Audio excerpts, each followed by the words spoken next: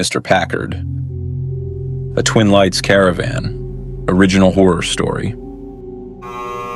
The buzzing red open sign in the front window of the Main and Maple Diner flickered once, then went dark. One by one, the last taillights slipped out of Wharton, fading into the darkness like embers carried away in the wind. Silence settled over the little town as darkness drifted across its empty streets like dust settling over forgotten attic furniture. Only the streetlights remained, glowing like lonely lighthouses in a sea of darkness.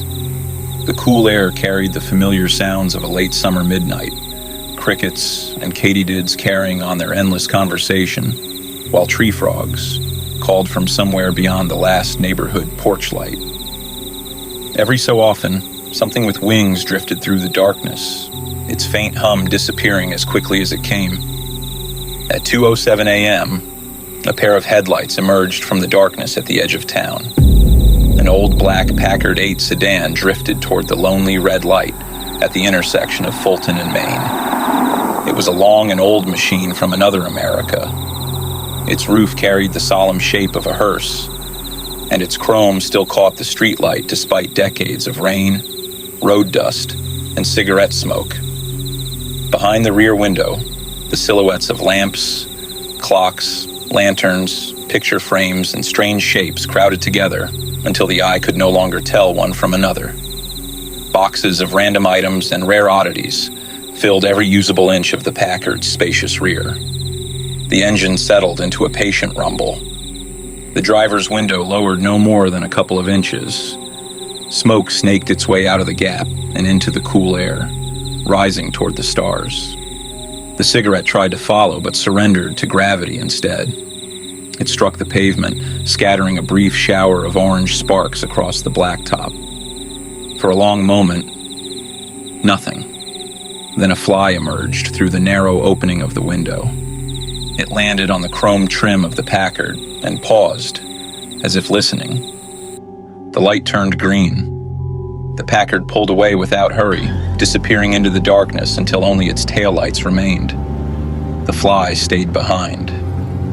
It circled once beneath the lonely streetlight before settling on the rusted head of an old nail embedded in the weathered telephone pole.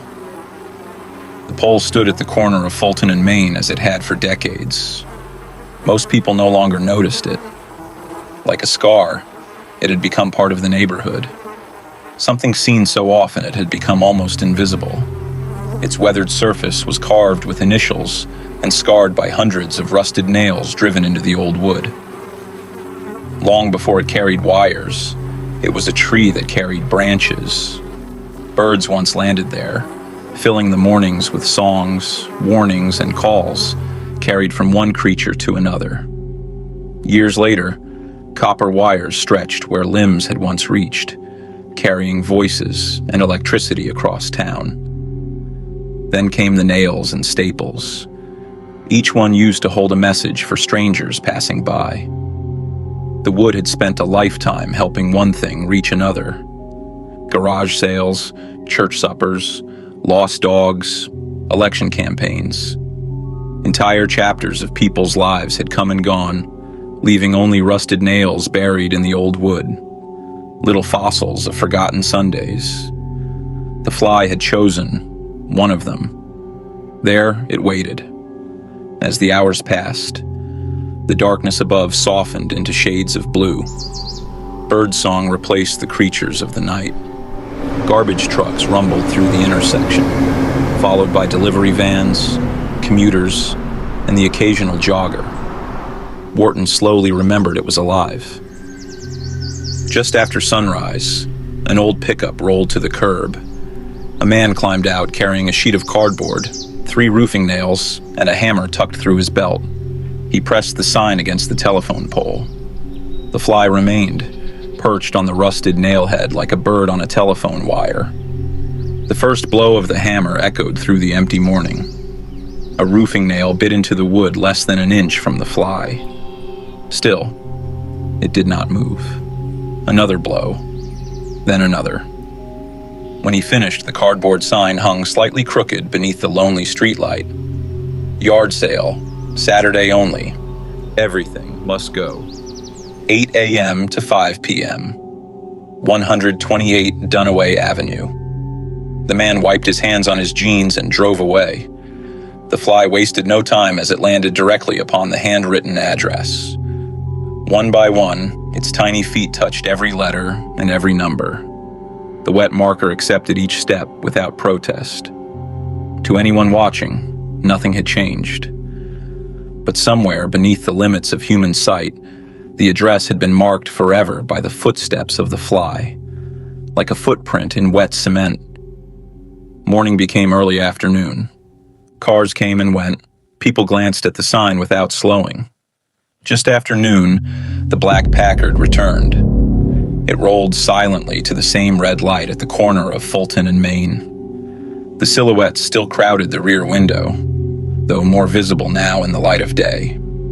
Inside, a man sat with a cigarette resting between his lips. His eyes found the weathered telephone pole, then the crooked cardboard sign nailed to it, something that wasn't there earlier.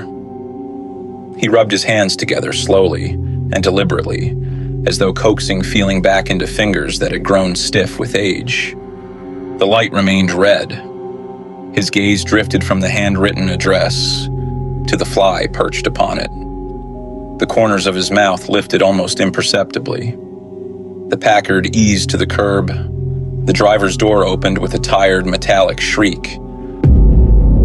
Well-polished loafers met the pavement with a tap. Faded blue jeans, a plain white t-shirt beneath a weathered dark jacket, salt and pepper hair, carefully combed back despite surrendering ground at the crown. There was something deliberate about him. Without looking down, he crushed the cigarette beneath his heel. A small black composition notebook appeared in one hand, its cover softened by years of use. He copied the address for the sale down into his notebook with a pencil, closed it, and climbed back into the Packard. The engine settled once more into its patient rumble as the car pulled away, disappearing down the road.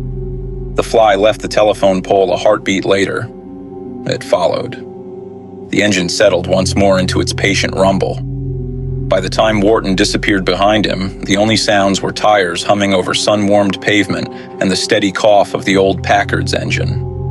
The roads stretched for miles between forgotten farms and patches of woodland that had long ago reclaimed abandoned fields. One hand rested upon the wheel.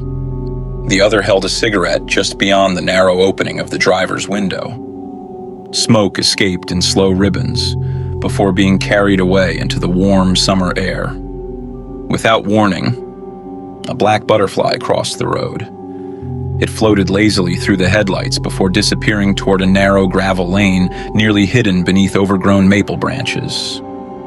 The Packard slowed. Without hesitation, the old sedan eased onto the gravel.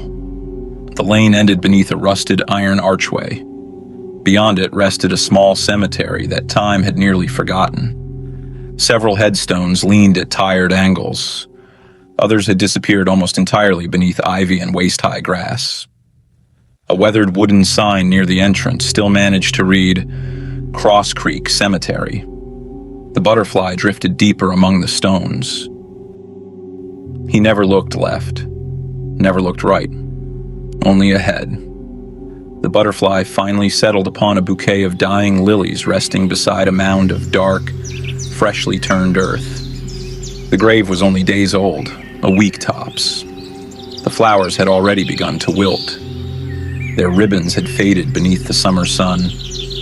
Thick night crawlers that had bathed in moonlight before the sunrise slipped back beneath the loose soil as the old man approached, vanishing into the earth one by one. He stopped at the edge of the grave. For a long moment, he simply stood there, then turned back toward the Packard. The trunk opened with a familiar metallic groan. Every inch was occupied.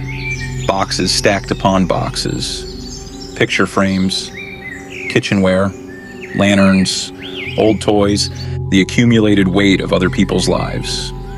He lifted a wooden crate, shifted aside a rolled quilt, reached beneath an old bird cage. His hand settled upon an oval hand mirror wrapped carefully inside a faded dish towel. The silver frame had darkened with age. Climbing vines curled around its edges. Beneath the cloudy glass, a preserved butterfly rested forever with its wings spread. He studied it only a moment, then closed the trunk. When he returned, the black butterfly had not moved. Without ceremony, he leaned the mirror gently against the polished granite, its reflection facing the narrow cemetery path rather than the grave. Gave the smallest nod, then turned away. The Packard eased back onto the county road. The butterfly made a loop around the grave and launched higher to do another smaller loop before disappearing with the wind. The mirror waited. The miles passed without urgency. Telephone poles drifted by. Cornfields surrendered to neighborhoods. The narrow county roads slowly gave way to streets where summer had settled in for the afternoon. By the time the Packard turned onto Dunaway Avenue, the church bells across town had already finished striking one. Saturday afternoons had a rhythm all their own. Children rode bicycles through sprinklers. Lawnmowers droned somewhere behind backyard fences. A radio played old country music from an open garage. The neighborhood smelled of fresh-cut grass and charcoal. The black Packard moved slowly beneath the shade of old maple trees until it found the hand-painted sign leaning against a mailbox. Yard sale. The old car rolled another 20 yards before easing across the street and settling against the opposite curb. The engine idled for a moment, then fell silent. Across the road, a man spread fresh mulch around the base of a flowering dogwood. He straightened, wiped his forehead with the back of his glove, and happened to glance toward the street. His face brightened. Well, I'll be damned. He lifted a hand to wave and call out as the driver's door opened with a long, familiar groan. The smile disappeared from the man's face as the man stepped out from the Packard. Tall, thin, blue jeans, white t-shirt, loafers. A weathered sport coat rested over one shoulder despite the afternoon heat. The man lowered his hand. His wife stepped onto the porch carrying 2 glasses of iced tea. You know him? He never took his eyes off the Packard. No. Then why were you waving? He hesitated. I thought... His brow tightened. I thought I recognized the car. She laughed. The car? My dad knew a fellow years ago. He was a friend, actually, but he lost touch with him a while ago. He sold some old relics at a flea market that ended with a tragedy. Never heard from him again. He watched as the man disappeared between folding tables and racks of clothing. Drove a Packard just like that. You think that's him? No. The answer came quickly. Definitely not. His wife looked from the stranger back to the automobile sitting quietly beneath the maple. Maybe it's just another old Packard. Maybe. But he didn't sound convinced. The yard sale occupied nearly the entire front lawn. Tables sagged beneath decades of accumulated living. Coffee mugs, fishing reels, picture frames, Christmas ornaments, old vinyl records, a sewing machine, garden tools, baseball cards, things that had once been chosen with care, that were now priced to sell with masking tape. The man moved without hurry. He never dug through boxes, never bargained, never rushed. He simply looked. A porcelain lamp, nothing. A tackle box, nothing. An old baseball bat, nothing. A stack of cookbooks tied together with twine, nothing. Near the edge of the driveway, beneath the shade of a pop-up canopy, rested an olive-drab military cap that sat on top of a basket of ties. Beside it lay a folding pocket knife on a coffee table with binoculars and various silver and gold watches. As he looked down at the cap, a bee drifted lazily through the warm afternoon air. It circled once above the table, then settled gently upon the brim of the hat. He waited. The bee remained there only a heartbeat before lifting away toward the flower beds. Only after it departed did he pick up the cap. The fabric had faded almost gray with age. Inside the sweatband, written in careful black ink that had faded a bit, it said, "Frankie." Caught in the stitching rested the translucent shell of a tiny spider, so pale it looked almost like glass, long abandoned. He studied it for a quiet moment before turning the cap over in his hands.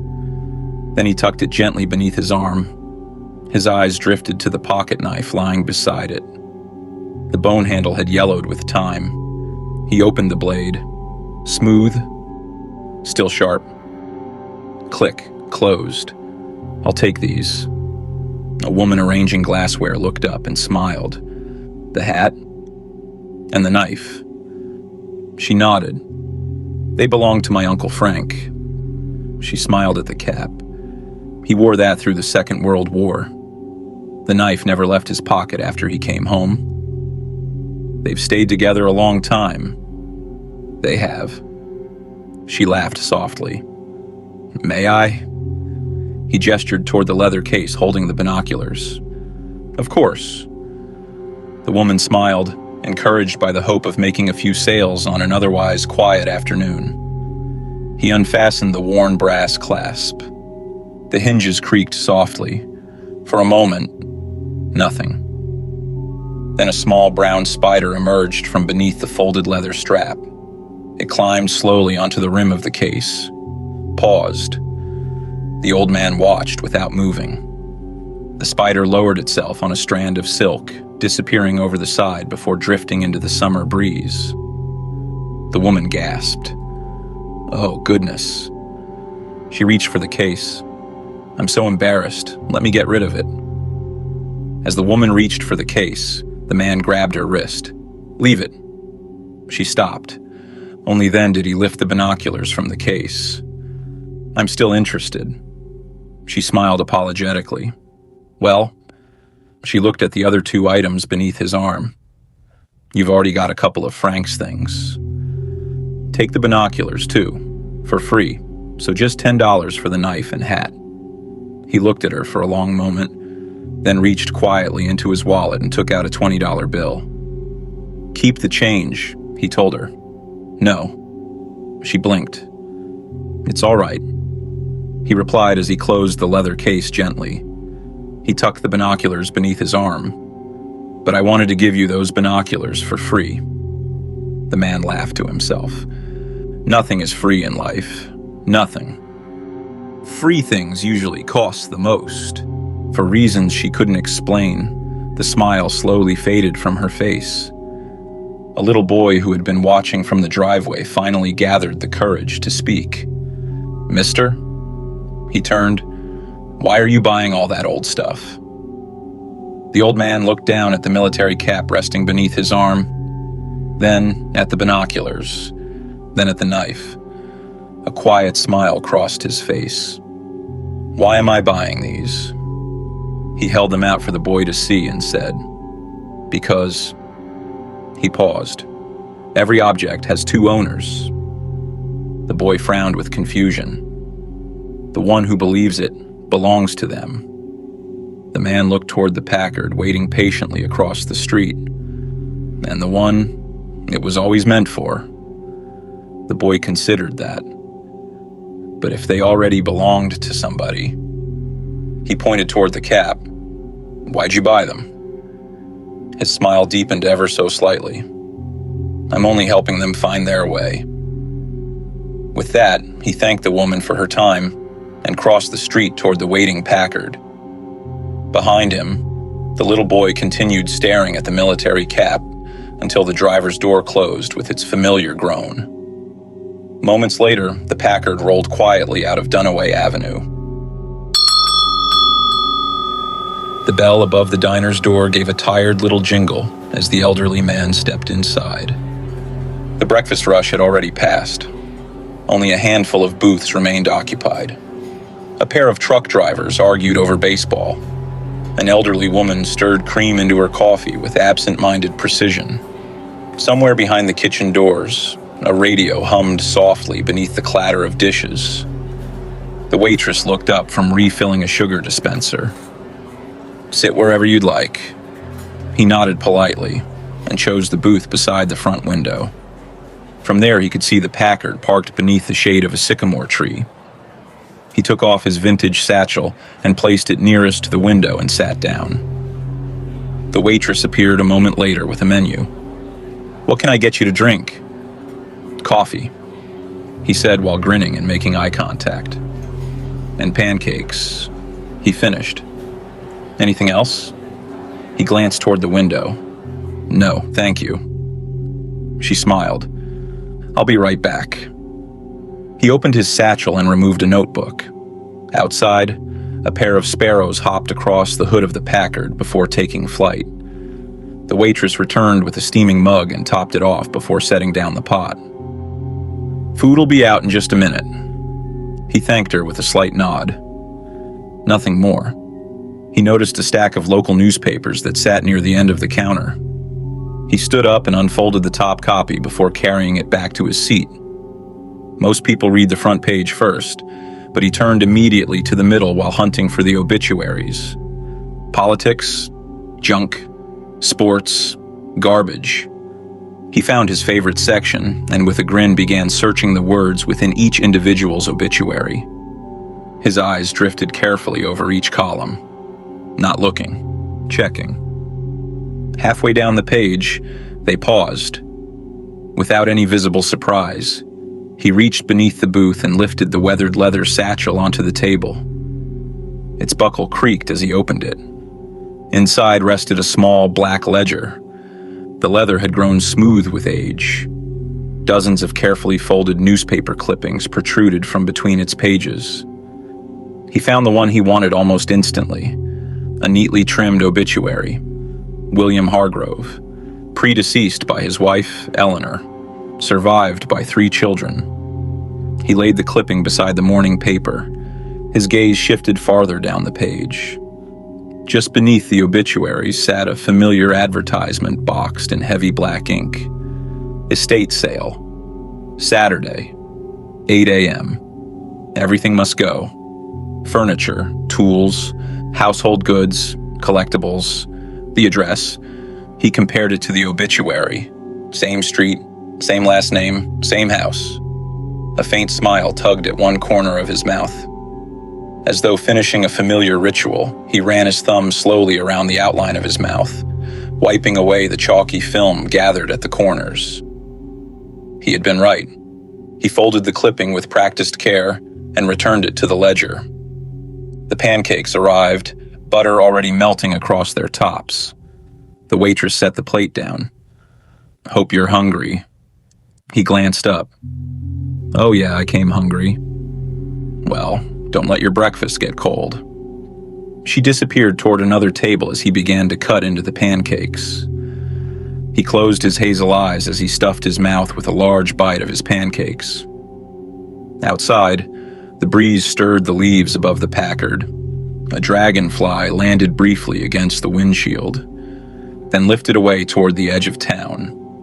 He watched it disappear and took one last sip of his coffee to wash down the one bite of pancakes he mustered. Then, something shifted, not outside, inside.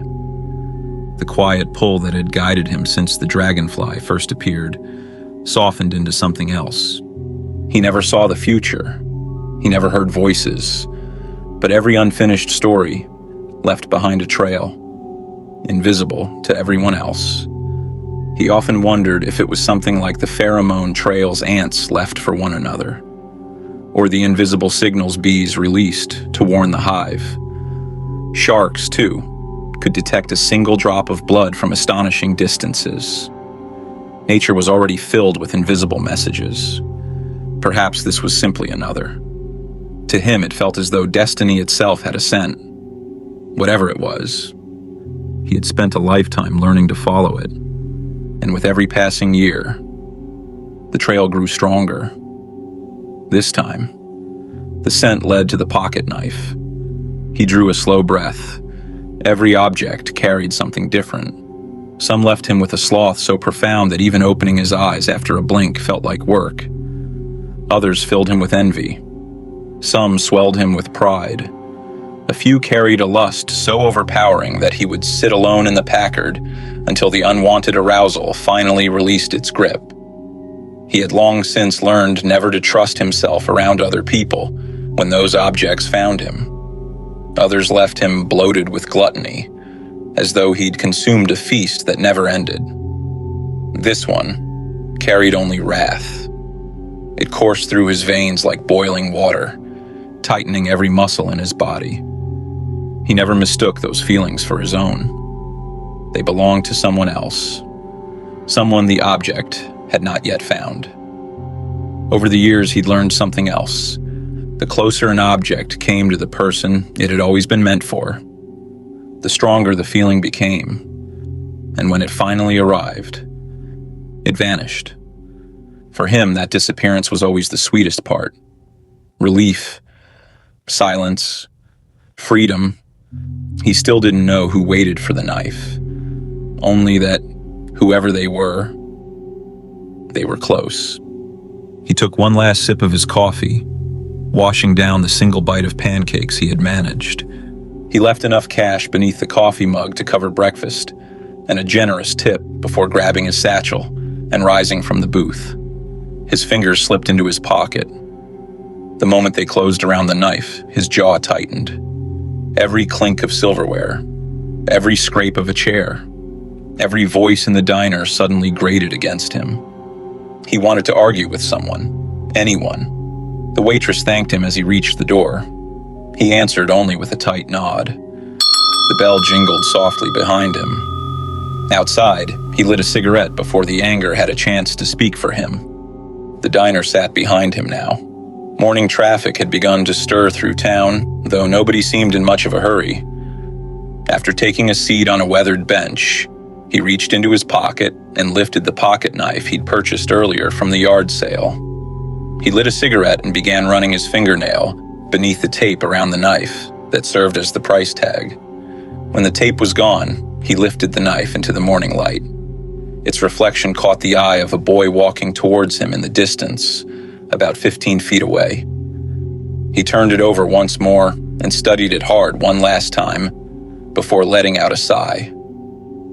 For a moment, he simply listened. The breeze, the birds, the distant growl of tires on pavement.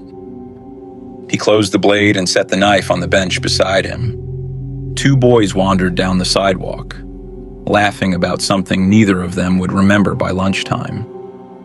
He used his hands to stand up from the bench and began making his way to the Packard. One of the boys spotted the knife. "Mister," he looked up, "you forgot your pocket knife." The old man turned toward the bench. The knife rested exactly where he had left it, its worn wooden scales catching the afternoon sun. A mosquito settled quietly on the handle. It remained there for a long moment. The old man smiled. "I don't believe I did." The boy frowned. "What do you mean?" The mosquito lifted into the air, circled once around the boy, then landed on his neck. "I think it's found its new owner." Before the boy could answer, he walked toward the waiting Packard. The mosquito fed on the boy's neck quickly before lifting into the air. It circled once and settled on the wrist of the second boy. He slapped at it. "Damn mosquito." The insect disappeared. The boys exchanged puzzled looks.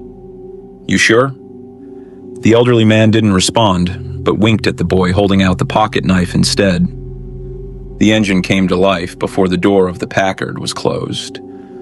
As the old car rolled quietly out of town, the first boy turned the pocket knife over in his hands. "I guess it's mine now." His friend shrugged. "Free knife." Neither of them noticed the mosquito circling high above the road, following the Packard until both disappeared beyond the trees. The church sat a couple dozen miles outside of Wharton, in a more rural area called Ledgewood. Its white paint had surrendered long ago. Gray wood showed through beneath cracked layers of peeling boards. A small hand-painted sign read, "Thrift shop open." The Packard rolled quietly into the gravel lot. Near the rusted dumpster beside the church, something rested face down among the gravel. A well-worn teddy bear. Its once brown fur had faded from years of love. One stitched ear drooped lower than the other. Its glass eyes carried the kind of sadness only forgotten toys seemed capable of wearing. The old man stopped beside it and gently turned it over. Someone had dropped a sweet treat on it. Whatever it was had melted and hardened many times over. A steady trail of ants crawled across the sticky sweetness, with tiny white crystals clutched in their jaws. He watched them for a long moment as a faint smile found the corner of his mouth. He left the stuffed animal where it was. Returning to the Packard, he opened the trunk. Cardboard boxes filled nearly every corner. Books, picture frames, kitchenware, old toys, lanterns, clothes, things that had belonged somewhere else. He shuffled a few boxes aside, then stopped. Near the back rested a weathered carton sealed with yellowing packing tape. He lifted the flaps. Half a dozen dolls looked back at him. Porcelain, cloth, plastic, different faces, different stories. They had ridden with him through 3 states, waiting. I suppose today's the day. He lifted the box into his arms and approached the church thrift shop. The screen door squeaked open. An elderly woman looked up from sorting through some clothing racks. "Oh," she smiled. "It's you again." "I've brought a few things," he replied. "Oh, bless you. You can leave them up there on the counter for processing." He placed the box on the counter and turned to the woman. "It's been a while," she said. "It has. I'm surprised you remember me." "I never forget a donator. Now don't ask me what you brought the last time you were here." "Fair enough," he said with a grin. "You always seem to arrive when our shelves are looking empty." He glanced toward the dolls. They'd been looking for a place. The woman laughed softly. "Well, I hope they find good homes." The old man smiled. "They will." The telephone began to ring. "Let me grab that. It'll take just a moment." He didn't ask for a receipt, or a tax form, or even for the empty box back. By the time the woman returned from the phone call, the Packard was already leaving the gravel lot. Outside, the teddy bear was gone. The ants remained, no longer marching in neat little lines. They wandered the warm gravel in slow, widening circles, round and around, until together, they traced the unmistakable shape of a spiral. As the Packard traveled mile after mile from Ledgewood, the sun began to disappear behind the trees. The 2-lane highway stretched ahead without hurry, as the last traces of daylight faded slowly across the windshield until the world became little more than headlights and memory. Telephone poles drifted past like silent sentries. Farmhouses glowed softly in the distance before slipping back into darkness. The old man rested one hand lightly on the steering wheel. The other hung out the open window, a cigarette burning quietly between 2 gloved fingers. Cool air rolled through the cabin with a hint of autumn in its chill. It carried the smell of freshly cut hay, damp woods, and the hint of a fire somewhere out there, traveling on the breeze. The dashboard radio crackled. A country song emerged for a few seconds before dissolving into static. He reached forward, turned the dial. Another station. Static crackled between stations. You may change your address, but you'll never outrun what was meant to find you. The preacher thundered. There is no darkness so deep that the Lord cannot see what you've buried there. The old man turned the knob. The voice dissolved into static once more. Another turn. Expect overnight temperatures in the 50s. Another. And the 1-1 pitch to Williams outside. Ball 2. Static. He left it there. The road bent gently beneath a canopy of old oaks. A beetle struck the windshield. A dull tap, then another. A moth fluttered through the headlights before vanishing into the darkness behind him. Tiny lives crossed impossible distances every night, some searching, some fleeing, some simply following instincts older than memory itself. He had long ago stopped wondering why certain roads seemed to call him more loudly than others. Another insect struck the glass, then two more in quick succession. The old man eased the Packard onto the gravel shoulder. The engine settled into a low, patient rumble. For several moments, he remained behind the wheel. Beyond the shallow ditch, the woods stood silent beneath the moonlight. He opened the door. Crickets answered. A faint plume of breath drifted from his lips before disappearing into the cool night air. Walking around the front of the Packard, he opened the passenger door and lifted Uncle Frank's binoculars from the seat. Their cracked leather case creaked softly in his hands. He crossed the ditch. Without hesitation, without searching, the trees swallowed him within a dozen steps. He slipped through the briars until an old oak emerged from the darkness as heat lightning flickered across the distant sky.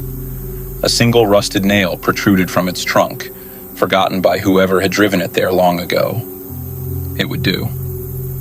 The old man slipped the leather strap over the nail. The binoculars settled softly against the bark. He gave them the slightest adjustment, then turned and disappeared back through the trees.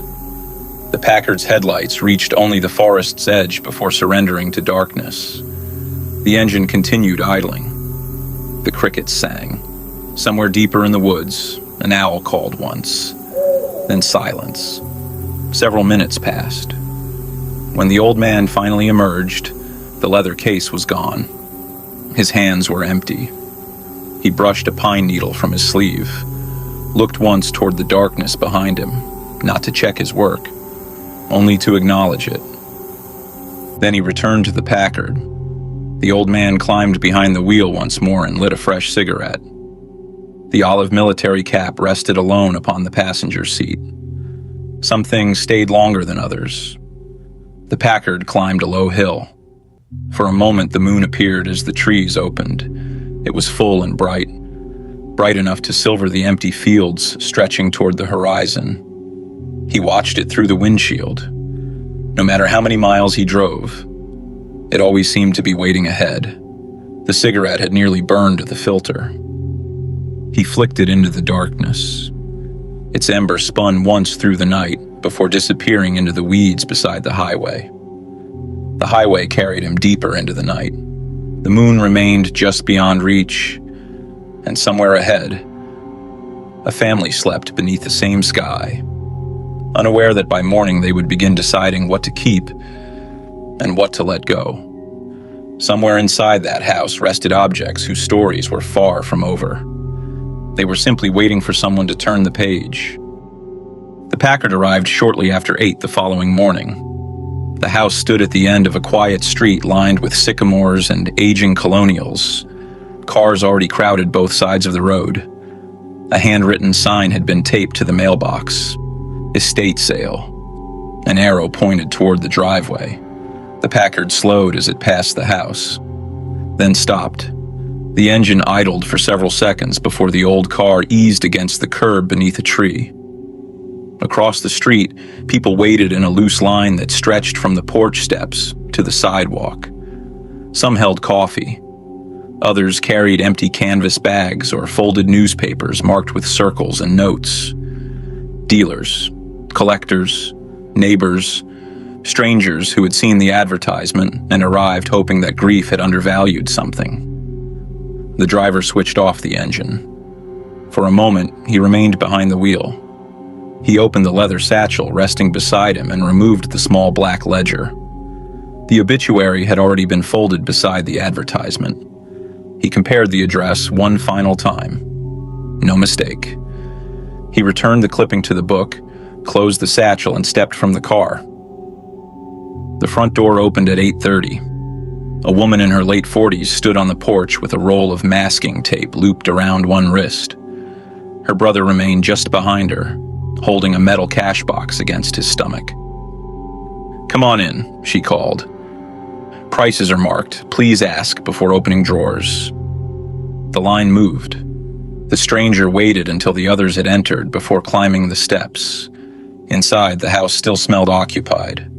Coffee, furniture polish, old carpet, a trace of pipe smoke buried deep within the walls. The rooms had been arranged for sale, but not emptied of life. Family photographs still hung in the hallway. A coat remained on a hook near the kitchen. Reading glasses rested beside a recliner, as though their owner might return and become irritated that strangers were touching everything. The old man moved through the living room first. He examined a brass clock. Nothing. A set of porcelain dogs. Nothing. A wooden pipe rack holding 4 pipes. Nothing. He picked up a silver pocket watch from a tray on the mantel. He turned it over, opened it, listened. Nothing.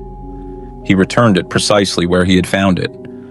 Other shoppers moved around him quickly, lifting objects, checking labels and searching for names stamped beneath furniture. The stranger did none of that. He moved slowly, carefully, waiting. On the second floor, he entered the primary bedroom. The dead man's clothing hung in an open closet, separated into small groups by strips of masking tape. Shirts, $4. Jackets, $10. Ties/belts, $1. Take all, $125. A woman held one of the jackets against her husband's shoulders and laughed when the sleeves came up short. The stranger opened a wooden box on the dresser. Cufflinks, a tie clip, a service pin, nothing. He lifted a wedding photograph from the nightstand. The man named in the obituary stood beside his wife outside a church, both of them young enough to believe the years ahead would last forever. The stranger studied their faces. Nothing. He set the photograph down. In the guest room, he found old toys, paperback novels, and a collection of baseball cards held together with a rubber band. Nothing. In the bathroom, shaving brushes and unopened bottles of cologne had been arranged beside a handwritten sign. Free with purchase. Nothing. He descended to the first floor. The sister was accepting cash at the dining room table. Her brother carried a lamp out to someone's car. The stranger paused beside them. "Basement?" he asked. The woman pointed toward the kitchen. "Door beside the refrigerator. Watch your head." He nodded. The basement smelled of damp concrete and machine oil. Tools lined one wall, coffee cans filled with nails, wooden rulers, saw blades, wrenches arranged by size. He opened an old tackle box. Hooks, sinkers, a dried worm folded into paper. Nothing, all garbage to him. He examined a bench vise, a rusted lantern, and a cardboard box filled with electrical cords no one had bothered to untangle. Nothing. At the far end of the basement stood a workbench covered with small remnants of unfinished projects. A birdhouse without a roof, a chair leg clamped in place, a lawnmower carburetor laid open on a stained rag. The stranger stood before them. His mouth tightened. He checked beneath the bench. Nothing. He climbed the stairs. The garage was no better. Fishing rods, snow shovels, license plates, a dented red toolbox, 2 lawn chairs with frayed webbing, camping gear, nothing. He opened the toolbox, socket wrenches, pliers, a folding ruler, nothing. He closed the lid harder than necessary. The sound echoed through the garage. A man nearby glanced over. The stranger ignored him. He returned inside. By then, the house had grown crowded. Voices overlapped from every room. Floorboards groaned beneath unfamiliar feet. Price stickers were peeled away. Drawers stood open. Empty spaces appeared where lamps, clocks, and chairs had been. He walked the house again. Faster this time, eyes searching over every item. Living room, kitchen, dining room, bedroom, basement stairs. His steps lost their earlier patience. He checked the obituary once more in the hallway, though he already knew every printed word. The correct man. the correct address, predeceased by his wife, survived by one son and one daughter. He folded the clipping and slipped it back into the ledger. For the first time that morning, uncertainty moved across his face. Perhaps he had been wrong. The thought clearly displeased him. He stood near the foot of the stairs as another customer squeezed past carrying a box of Christmas ornaments. The stranger looked toward the front door. Enough. He closed the ledger, fastened the satchel, then crossed the hallway. His hand had nearly reached the doorknob when a fly passed in front of his face. He stopped. The fly drifted toward the narrow table beside the door. It landed on a ring of keys. The keys had been set apart from everything else. No price, no masking tape, no box. There were 7 of them altogether, held by a tarnished brass ring. 2 house keys, a small padlock key, a car key from decades earlier, a thin silver key, and 2 others worn so smooth that their original purpose was impossible to guess.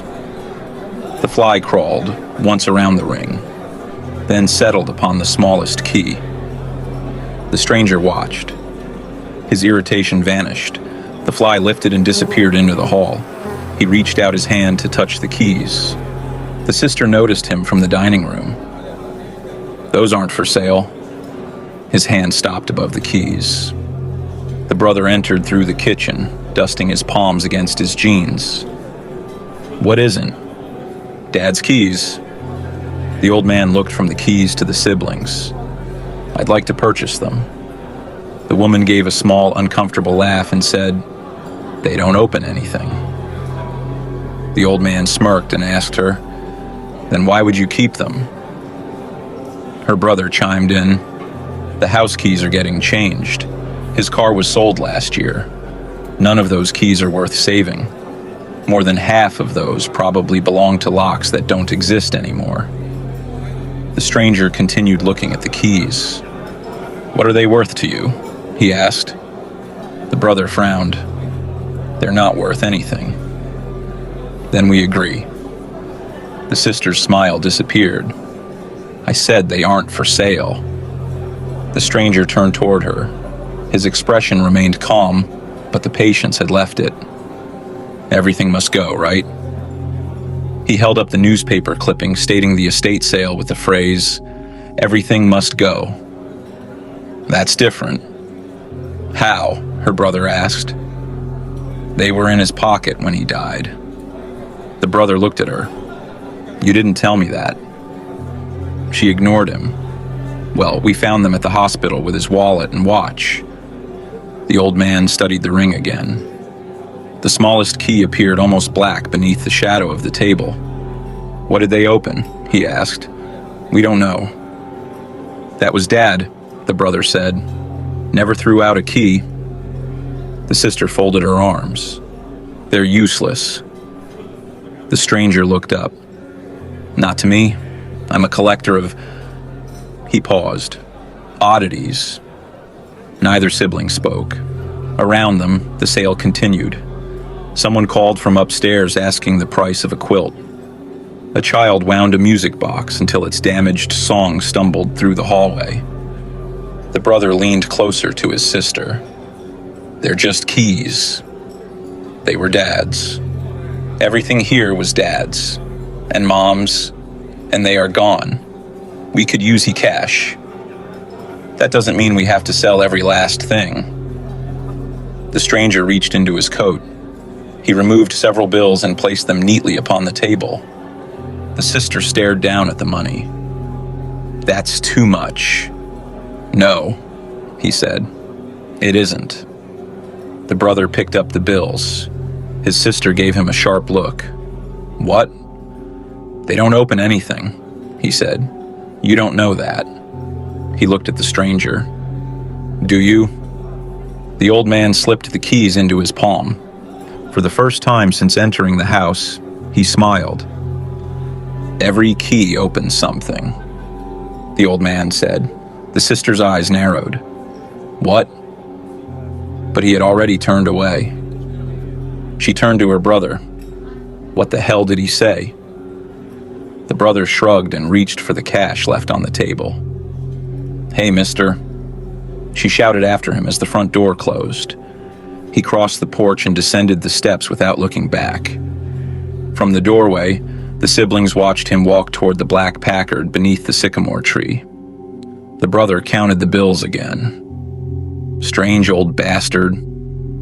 His sister remained focused on the keys in the stranger's hand. Dad never let anyone touch those.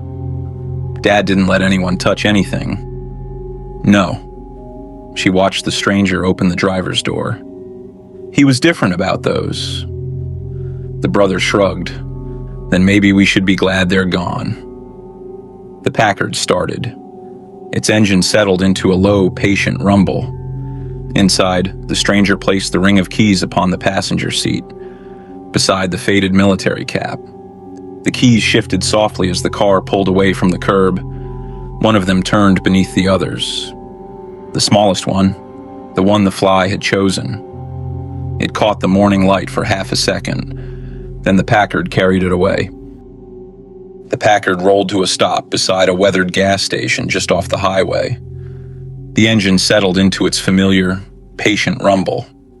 The old man stepped out without hurry, closed the driver's door, and disappeared inside the station.